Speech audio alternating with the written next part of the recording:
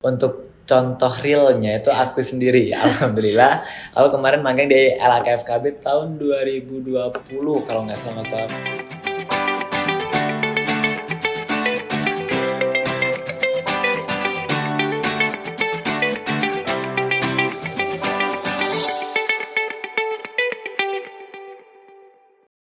Assalamualaikum warahmatullahi wabarakatuh. Halo People, selamat datang di Brapo atau Belajar Bersama Advokesma 2023. Hari ini aku kedatangan narasumber yang sangat amat luar biasa. Ada Bang Yanda dari staf LAK FKB. salam kenal semuanya. Oke, Bang Yanda, selamat datang. Terima kasih Apa banyak. kabarnya? Alhamdulillah, sehat. sehat selalu walafiat ya. Oke Bang Yanda, jadi sebelum kita mulai, aku tuh dengar-dengar ternyata Bang Yanda tuh memang alumni dari FKB TELU juga ya? Benar sekali. Terus sekarang jadi staf LAK FKB. Ya. Nah itu berarti abis lulus tuh langsung kesini atau gimana? Alhamdulillah aku dari alumni IKOM 2018.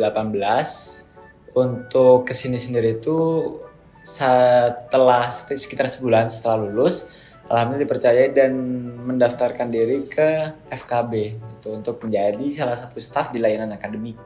Gitu. Keren banget. Oke, berarti Bang Yanda di sini bisa share ilmu dan pengetahuannya sebagai mahasiswa dari FKB sendiri dan juga staf LAK FKB. Oke, langsung ke pertanyaannya aja ya. Pertama, Bang Yanda bisa tolong jelasin dulu kerja praktik itu sebenarnya sebagai mahasiswa itu apa sih? Apakah kerja praktik magang ini memang syarat lulus skripsi atau memang ada mata kuliah kerja praktik nih Bang? Semester berapa dan berapa SKS?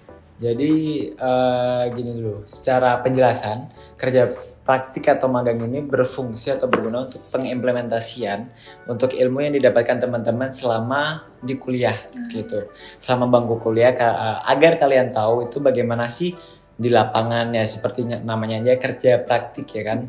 Biar kalian itu nggak kaget nantinya saat terjun di dunia pekerjaan. Seperti itu udah.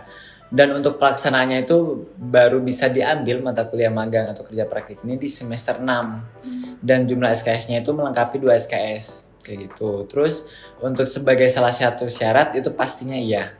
Karena bila mana teman-teman belum magang itu nggak bisa mendaftarkan sidang skripsi kayak gitu. Jadi kerja praktik itu memang wajib gitu ya, Ya, di semester 6 wajib dan nanti ada mata kuliahnya. Mulai semester 6. Oke, mulai semester 6. Dan memang itu diperlukan sebagai pengimplementasian ilmu-ilmu yang kita udah dapetin selama kuliah. Gitu. Bener. Memangnya kegiatannya tuh ngapain aja ya Bang? Dan harapannya untuk mahasiswa setelah selesai melaksanakan kerja praktik itu apa? Jadi untuk kegiatan itu sebenarnya kan balik lagi kan ke jurusan masing-masing. Misalnya dari ilmu komunikasi sendiri bagaimana sih menjadi marketing ataupun menjadi sisi media dari perusahaan itu, dari administrasi bisnis bagaimana sih pengelolaan administrasi ataupun yang membantu administrator di perusahaan yang dituju, sebagai humas, sebagai DCB pun nantinya kan kita ada 4 prodi kan sekarang di FKB ini. Nah itu untuk kegiatan sendiri emang balik lagi bagaimana kebutuhan dari perusahaan menempatkan teman-teman mahasiswa ini di perusahaannya kayak gitu. Untuk harapannya setelah beres kerja praktik ini pastinya dari universitas ya terutama itu bisa teman-teman ini mendapatkan experience ataupun pengalaman biar nantinya itu nggak kaku ataupun nggak kaget lah saat menghadapi dunia kerja secara langsung. Jadi kegiatan kerja praktik itu sendiri nanti disesuaikan sama perusahaannya dan prodi masing-masing. Nanti perusahaan itu butuh apa kira-kira dari kalian dan harapannya mahasiswa itu bisa mendapatkan experience gitu. Untuk tempat lokasi magang ini bebas di mana aja Bang atau gimana ya, seperti di pemerintahan, swasta, startup. Terus mahasiswa PR lalu memangnya KP-nya di mana? Oke, jadi untuk tempat sendiri itu secara peraturan itu sudah ada di buku pedoman magang yang ada di Linktree LAK FKB. Nah, di Linktree LAK FKB itu ada template dan pedoman magang juga.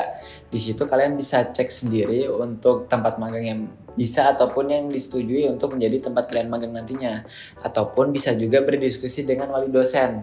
Karena wali dosen ini yang akan membantu kalian secara penilaian, secara pemberian insight-insight baru, seperti itu. Jadi bisa didiskusikan dengan dosen wali ataupun kalian melihat pedoman magang untuk tempatnya. Karena sejauh ini sih memang sebebas dan seluas itu, yang penting di tempat magang tersebut itu kalau bisa sesuai dengan jurusan kalian. Kayak gitu. Kalau misalnya sekiranya mahasiswa domisili Jakarta ingin melakukan kerja praktik di Jakarta, boleh atau gimana Bang? Terus jadi yang di luar kota Bandung melaksanakan KP-nya tuh gimana? Oke, jadi untuk teman-teman mahasiswa yang sekiranya melaksanakan kerja praktik di domisili masing-masing, misalkan nggak di Bandung, itu nggak apa-apa banget, karena kan pada umumnya itu KP dilaksanakan saat libur 3 bulan. Gitu. Jadi libur 3 bulan antara semester genap ke semester ganjil. Nah, jadi di antara libur ini kalian melaksanakan kerja praktik, makanya baru diambil di semester 6. Biar di antara semester 6 dan semester 7 kalian bisa melaksanakan kerja praktik, ataupun kalian juga bisa melaksanakan secara WFH. Itu nggak masalah.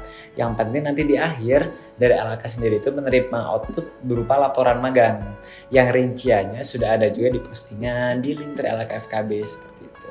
Jadi untuk yang di luar domisili Bandung boleh ambil kerja di tempatnya masing-masing. Nggak masalah. Dan boleh WFH juga. Boleh gitu, karena memang dilaksanakannya itu di waktu kita libur 3 bulan itu. Jika mahasiswa berhalangan atau tertarik dengan kegiatan lain, apakah ada alternatif selain KP? Untuk alternatif sih mungkin itu salah satu kewajiban ya. Tapi untuk sejauh ini yang udah ada itu seperti program-program MBKM, MSIB, Kampus Merdeka, itu nggak apa-apa banget. Karena kan itu balik lagi menjadi konversi mata kuliah dari prodi masing-masing kayak gitu. Apakah mahasiswa bisa melakukan kerja praktik di lingkungan FKB? Contohnya gimana gitu? Oke. Untuk contoh realnya itu aku sendiri. Alhamdulillah, aku kemarin magang di LHK FKB tahun 2020 kalau nggak salah, waktu aku semester 6 berarti kan. Nah, itu sebenarnya bisa banget untuk magang di fakultas kayak gitu, ataupun di universitas ataupun di fakultas lain, itu nggak apa-apa. Untuk di FKB sendiri contohnya itu ada teman mahasiswa dari administrasi bisnis itu magang di SDM FKB. Ada juga dari teman dari ilmu komunikasi, teman angkatan aku dulu juga ada yang pernah magang di lab FKB kayak gitu. Jadi nggak apa-apa banget. Yang penting, nah di saat kalian untuk mengajukan magang ini, kalian gak asal dan benar-benar mengimplementasikan ilmu kalian dan sesuai dengan ranah keilmuan kalian di prodi kayak gitu. Jadi bisa banget. Jadi ada banget ya option untuk magang di FKB atau di Shanghai juga. Sesuai dengan kuota yang tersedia tapi ya. Sesuai dengan kuota yang tersedia.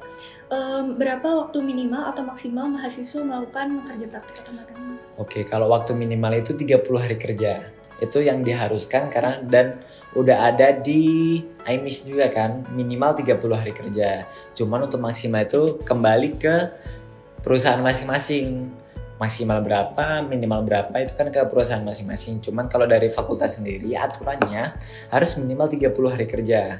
Nah, karena itu untuk sebagai salah satu syarat pengisi liburan juga kan. Nah, untuk berapa hari maksimalnya ataupun misalkan 3 bulan nggak apa-apa banget. Yang penting kalian itu nggak mengganggu mata kuliah ataupun kuliah kalian di semester selanjutnya. Dan misalkan gini, di semester 6 kalian masih magang dan belum beres di semester 7 awal, itu nggak masalah. Cuman harus ambil mata kuliah lagi di semester 7. Biar kalian di semester 7 ini menginput laporan magangnya saja. Jadi nggak perlu magang ulang, cuman harus input laporan magangnya gitu. Jadi tetap ambil magang, dan yang di semester 6 ini itu nggak mempengaruhi IP, jadi aman. Ya, jadi waktu minimal untuk magang sendiri itu 30 hari dan Benar. maksimal itu sesuai perusahaannya asal tidak mengganggu perkuliahan gitu. IMIS itu hanya bisa dipakai menggunakan WiFi Telyo ya Bang. Terus kalau yang lagi nggak di Telkom itu gimana? Oke, jadi punten sebelumnya teman-teman semuanya, ini berhubung IMIS sedang dalam maintenance ataupun perbaikan server dari pusat, kami mohon maaf juga karena masih hanya bisa dilaksanakan dan diakses menggunakan WiFi kampus atau Telkom University. Nah, untuk teman-teman yang sekiranya berhalangan hadir, kalaupun emang jauh, itu mungkin bisa meminta tolong bantuan dari teman-temannya yang berada di sekitar kampus, kayak gitu. Pertanyaan terakhir, boleh nih Bang do's and don't-nya untuk mahasiswa kerja praktik. Oke. Ini terutama yang paling penting ya terkait do's yang harus dilakukan. Itu pastinya kalian harus banget cek di IMIS, cek di postingan Instagram LAK-FKB, cek di yang sudah pernah dilaksanakan itu sosialisasi magang seperti itu, harus dicek kembali informasi-informasi penting lainnya karena dari pihak kampus sendiri sudah men-share informasi, dari teman-teman himpunan juga udah share informasi juga kan. Pastinya kalian jangan males lah istilahnya, sebagai mahasiswa juga harus lebih aktif, proaktif untuk mencari informasi lebih kayak gitu. Dan juga pastikan kalian mengikuti aturan dari perusahaan karena teman-teman semua nantinya bakal membawa nama kampus di perusahaan seperti itu.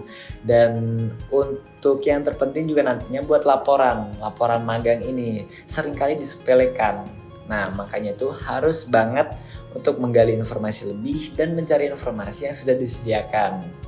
Untuk down-nya mungkin ya kebalikannya lah ya dari yang harus dilakukan. Jangan sampai melanggar aturan, jangan sampai kalian meremehkan perusahaan, jangan pasif dalam mencari informasi, kayak gitu sih kurang lebih. Nah, jadi teman-teman jangan lupa cari info-info yang ada, terus ikuti aturan perusahaannya juga. Benar. Terakhir, boleh dong Bang tolong jelasin alur magang itu kayak gimana? Jadi untuk alur magang sendiri itu sebenarnya sudah dijelaskan saat pelaksanaan sosialisasi magang. Namun nanti akan dibantu juga dari slide ataupun tampilan yang bakal di-share sama teman-teman juga. Nah, jadi untuk alur magang sendiri itu yang pertama pastinya kalian mencari perusahaan yang berpotensi dan memang buka untuk tempat ataupun lowongan magang seperti itu. Nah, untuk yang kedua, kalian pastikan jangan lupa untuk mengurus surat-suratnya untuk pengajuan magang di IMIS kayak gitu, karena sudah jelas juga untuk surat pengantar magang ini di IMIS. Nah, terus yang ketiga ini, bila mana kalian diterima di perusahaan, usahakan untuk meminta surat penerimaan dari perusahaan karena diperlukan di IMIS untuk diupload. Karena nanti setelah kalian upload surat penerimaan magang, kalian konfirmasi ke admin magang untuk kalian bisa mendownload 5 form yang penting ini. Jadi ada 3 form untuk perusahaan seperti form penilaian dari perusahaan, form persetujuan pembimbing lapangan dari perusahaan, dan juga untuk absensi magang. Nah, untuk 2 form lagi itu ada untuk dosen wali sebagai pembimbing kalian di akademik ataupun di kampus, yaitu ada form bimbingan magang dari dosen wali, untuk dosen wali maksudnya, dan untuk form penilaian dari dosen wali. Jadi 5 form ini wajib banget kalian download setelah kalian upload surat penerimaan magang kayak gitu. Tapi kalau step yang ketiga ini tadi kalian nggak diterima nih dari perusahaan, ataupun misalkan lagi nggak buka magang ternyata kan, nah kalian itu bisa upload surat penolakan magang ataupun membuat surat pernyataan yang berisikan alasan kenapa kalian tidak melanjutkan magang ataupun pengajuan di tempat tersebut, dan pastinya harus ditandatangani di atas materai 10.000 agar bisa dibukakan akses kembali oleh LAK agar kalian bisa mengajukan di perusahaan yang baru kayak gitu. Dan yang perlu diingat, ini beberapa kali dan sering ditanyakan, kenapa sih kok cuma 1 perusahaan doang, kenapa gak bisa langsung 5 perusahaan misalkan. Nah, itu karena istilahnya ini kan surat pengantar dari kampus. Misalkan kalian mengajukan ke 5 perusahaan dan diterima 5-5-nya, masa 4 lainnya itu ditolak dan 1 doang yang diterima, kan gak enak juga kan. Nah, makanya itu alurnya itu harus bertahap kayak gitu. Jadi satu. Setelah yang ketiga ini beres, kalian sudah diterima, kalian sudah mendapat surat penerimaan magang dan diupload, sudah mendownload 5 form itu tadi, kalian bisa banget untuk mencicil laporan magang. Ditambah untuk mengurus implementation agreement, itu ada di IMIS juga. Jadi baiknya setelah kalian upload penerimaan magang, sekalian untuk mengurus implementation agreement. Itu merupakan salah satu surat MOU lah, seperti kerjasama antara kampus dan perusahaan. Seperti itu. Karena gunanya untuk implementation ini agar dipakai di pengumpulan laporan magang nantinya. Kayak gitu. Sebagai pengikat juga lah antara perusahaan dan kampus agar sama-sama mendapatkan kerjasama yang baik. Nah setelah itu yang terakhir itu mengumpulkan laporan magang di IMIS. Nah untuk periode pengumpulan laporan magang itu biasanya berbarengan dengan pendaftaran DE. Jadi meskipun emang tidak ada di periode pengumpulan ataupun pendaftaran, tapi biasanya itu memang sesuai sama pendaftaran DE untuk tanggal pengumpulan laporan magangnya. Kurang lebih seperti itu untuk alur dari awal magang sampai pengumpulan laporan magang. Berarti sebenarnya secara keseluruhan itu lumayan simpel ya. Pertama cari perusahaannya dulu, benar. Terus siapin surat-suratnya. Abis kayak gitu minta surat penerimaan atau penolakan. Terus isi implementation agreement sambil ngerjain laporan magang. Abis gitu laporan magangnya dikumpulin kalau udah beres. Kayak gitu. Oke, mungkin untuk hari ini segitu aja ya. Kita bahas ngobrol-ngobrol tentang magangnya. Materi magang ini mungkin memang udah sering banget dibahas, tapi memang penting banget buat mahasiswa. Jadi tolong semuanya didengarkan baik-baik. Semoga konten Bravo kali ini bisa bermanfaat untuk people semua. Dadah.